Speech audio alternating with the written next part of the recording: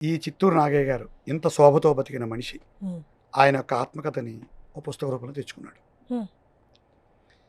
ఇంత గొప్పగా బతికిన మనిషి కూడా దుర్భర దారిద్ర్యంలోకి వెళ్ళిపోయి హ్మ్. తినడానికి తిండి లేని స్థాయికి దిగజారిపోయాడు ఆయన. హ్మ్. ఎన్నో దానాలు, కోట్లాది రూపాయల దానాలు. అందుకే ఆయన ఆయన ఆయన పుస్తకంలో ఆత్మకథలో ఎప్పుడైనా చేస్తే దానం చేయండి కానీ పెద్దగా త్యాగాలు చేయకండి అయ్యా. డబ్బు గొప్పది, డబ్బు విలువ చాలా ఎక్కువ. హ్మ్. అది లేనప్పుడు దాని విలువ తెలుస్తుంది. లక్షలాది రూపాయల పారితోషికం తీసుకున్న నేను పట్టెడు మెతుకుల కోసం చేతులు చాచే పరిస్థితికి వచ్చేసాను. అందులో అందరూ డబ్బును గౌరవించని చెప్పారు చిత్తూరు నాగయ్య గారు. ప్రాతస్మరణీయుడు ఆయన.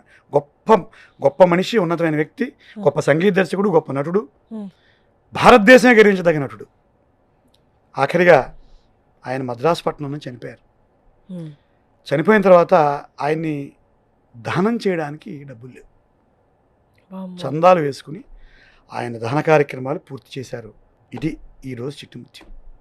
సో ప్రజలందరూ చిత్తూరు నాగయ్య లాంటి వారి గొప్పవారి గురించి స్మరిస్తూ, వారు చెప్పిన ఈ ఒక్క గుణపాఠాన్ని డబ్బుకు విలువిస్తూ, మరీ త్యాగాలు చేసేయకుండా, మన కింద భూమి కదిలిపోయేంతగా దానాలు చేసేయకుండా స్పృహలో ఉండమని వారు చెప్పిన సలహాని ప్రేక్షకులందరూ తీసుకోవాలని కోరుకుంటూ ఈ చిట్టుముత్యాన్ని మీకు సమర్పిస్తున్నాను. థ్యాంక్ ఆ యూ. తరం వారు అతి మంచివారా సార్?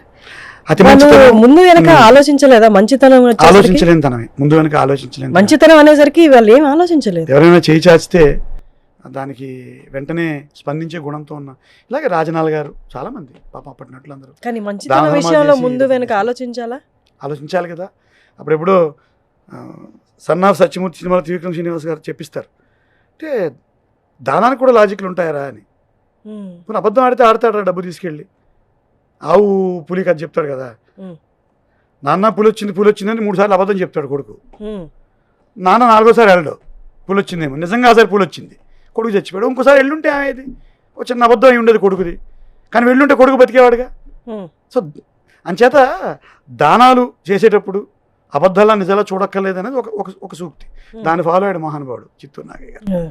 అప్పటి వారందరూ అదే follow. అప్పటి వారందరూ అదే follow సావిత్రి గారు కూడా ఎన్నో దాన ధర్మాలు కదా.